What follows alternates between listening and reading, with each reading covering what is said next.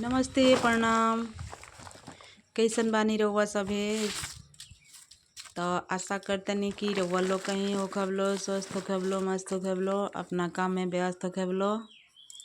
तो हम देखी लो हमार चूल्हा फूट गईल बाटे, बंदर फोड़ देले वालो।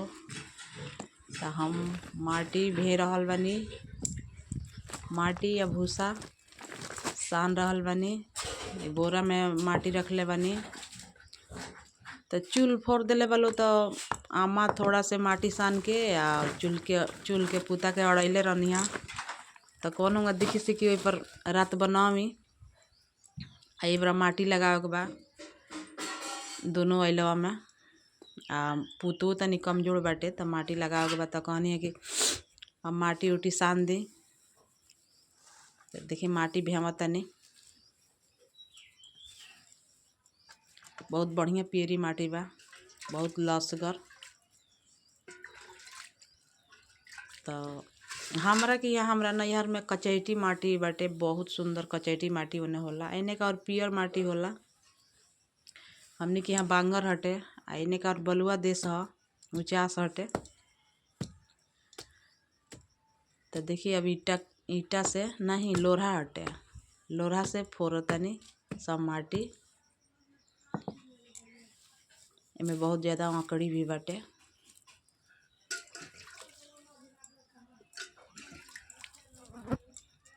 तब पानी ऊपर से छिचकार देतनी कि फूल रही।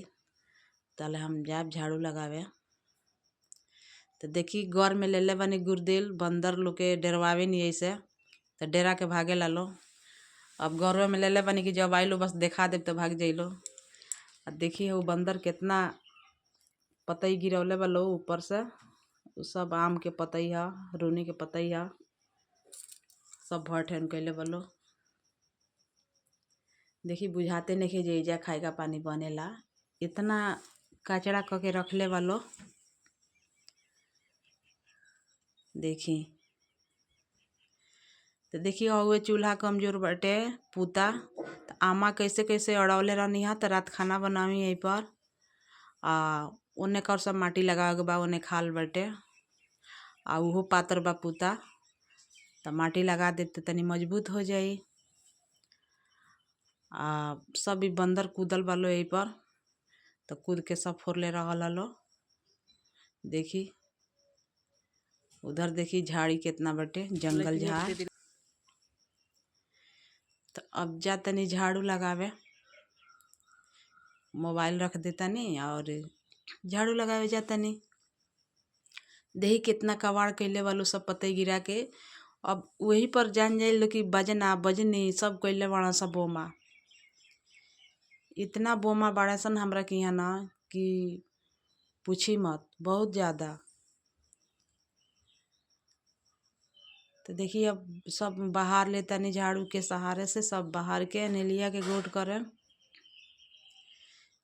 देखिए हो छठी से एक छठी निकल जाई सब पतई।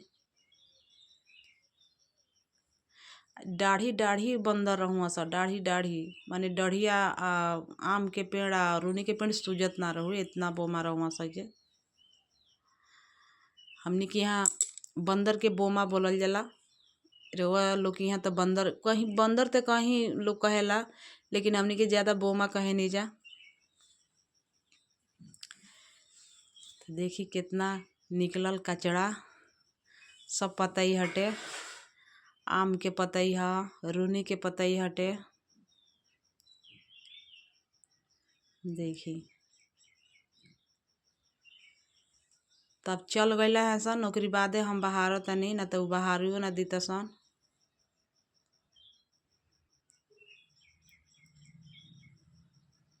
देखी लो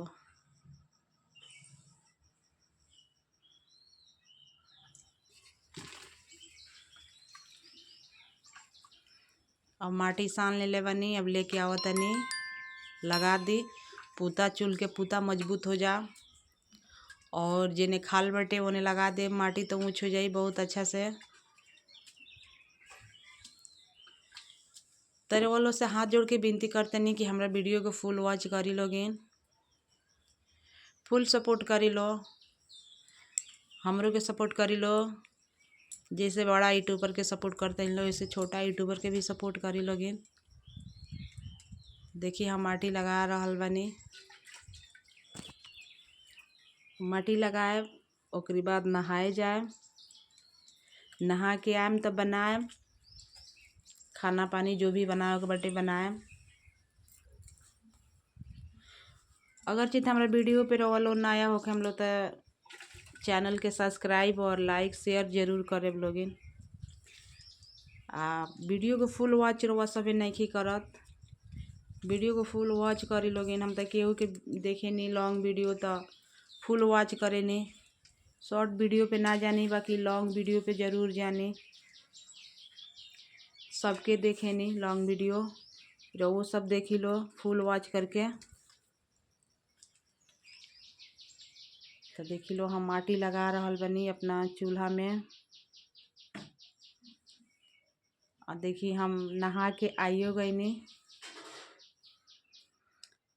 तो खाना वाना बना लेनी। अब रोल उसे ना देखा पौनी हाँ, काहे से कि मोबाइल चार्ज ना रहला तो ना देखा पौनी हाँ। दाल भात बनैले बानी देखी लो हे दे। तो दाल भात बनावत रहनी हाँ और सब्जी छाँकले रहनी हाँ, तले बंदर फिर आ गई हलो। माने हम सपनों में ना सोचले रहनी है कि बंदर इतना कारनामा कर दिलो हमरा साथे। तो हम तो नीचे खाना बनावत रहनी है चूल्हे के लगे, आ ऊपर बंदर आके घर में तो केहू रहल ना हमरा। आमा चल गई है खेत में, वही तो कहमी कि चाय बना दो, जे चाय पी के हम जाई खेत में। तो चल गई सरसों निकाले खेत में और हम अकेले पड़ गए रहनी हाँ। लेके लो तैयारी होत रहल लोग, परीक्षा चलता वो लोग के। अब जान जाए लो कि बंदर आके पूरा डाढ़ पात पर छाप ले रहल लो। हम कितनो गुर्दे लेके डरवावत तनी तो मन में के बालो ऊपर से हदर हदर मुत दिया लो, पूरा हमार देह भर गई हटे, भीज गई हा। ओकरी बाद से दाल चावल रहल हटे, खाना निकालत रहनी है वो लोग के। तो सब खाना में भी छीटा पड़ गई हटे। हमार तो दशा एकदम खराब हो गई है ओइजा एकदम से ना। तो देखी लो सीढ़ी उड़ी हमार छवाइले नहीं खे, यही में ढुक जाला सा घर में। देखी हम देखावत नहीं अंगना में आयल बनी, देखिए का दशा कैले बड़ा से ही जी बनावत रहनी है चुलिया के लगे। और ऊपर